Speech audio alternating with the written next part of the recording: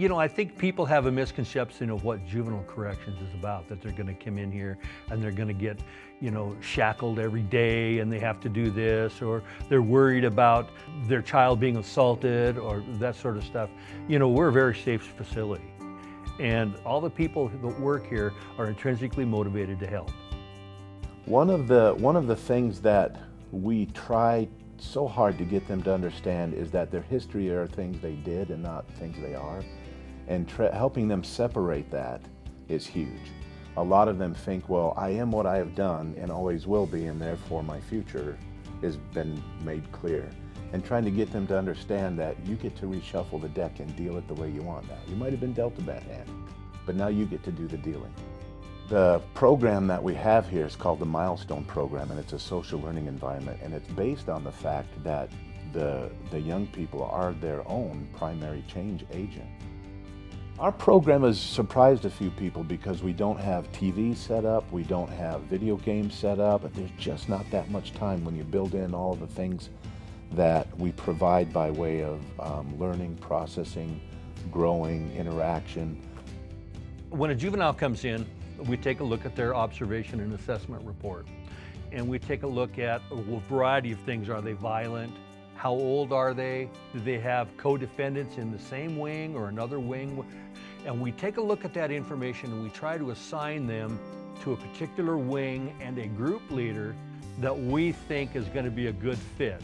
Really, the main thing is we like to figuratively hold that mirror up after they've made a bunch of changes, and we say, let's go back and talk about the day you came in here. Let's talk about the things you said in your first interview versus what you're saying today. And when they see that contrast, that's the biggest reward. They're like, wow, I really have changed. Juveniles typically stay for about 12 to 14 months. It can be longer and it can be shorter. We, as a state of Idaho Department of Juvenile Corrections, we establish that go-home date based on progress through a given program. They have a lot that come out of education. A lot of them ascend, 1, 2, 3, sometimes even more grade levels from what they came in with. And so obviously the skills of study, the skills of reading, the skills of basic math, some of them didn't have that. But they also have the skills through the rehabilitative side of the program to deal with a conflict without maybe some of their old coping skills like anger, like walking away, like self-doubt, self-loathing, some of the things that they've kind of built a pattern of.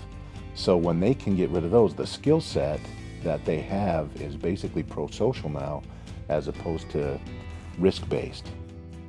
Well, when they first come in, we give them an initial test, and from that we design an education program for them. And we review their transcripts, we find out what they're missing, what they need. I think of our education system here as a finer net in the civilian world. And so our teachers only have up to 12 students. So we offer one-on-one education where we can diagnose the gaps. We identify the gaps and we can sit next to a student and work with them. Our teachers come in every day, they're excited to be here. They are experts in their field, and the students love their teachers. It's good for the parents to have that insight of what we're doing and what we're trying to accomplish so they can help support that along the way and support their child, as well as be familiar with their aftercare so that when they leave, they're still there supporting it. Our clinic is equipped to do all of the medication dispensing from here. We have, full medical triage, and in the event that there's something that we can't handle, we'll either call somebody in by way of EMT immediately or send them out. We have a drug and alcohol counselor who does processing of why they're addicted. She does education on the addiction itself. She does a lot of those kinds of things, as well as she sits down individually and as a group and talks about alternatives. They get more tools to deal with the things that life's going to throw at them. When they come in, it seems like their tools are negative coping mechanisms, drugs, violence.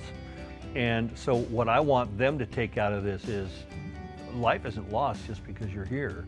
You have a lot of opportunities to succeed. This job has to do not so much with the day-to-day, but it has to do with after young kids leave, they'll call back or write back or stop in and say, hey, what I learned there is still sustaining me. Or, hey, I just want you to know I got married, I got 2 kids now, and I finished that degree I never thought I could do. That's what I love about the job. You know, I've told kids walking out the door, I don't ever want to see you again here, you know, because that means they're being successful.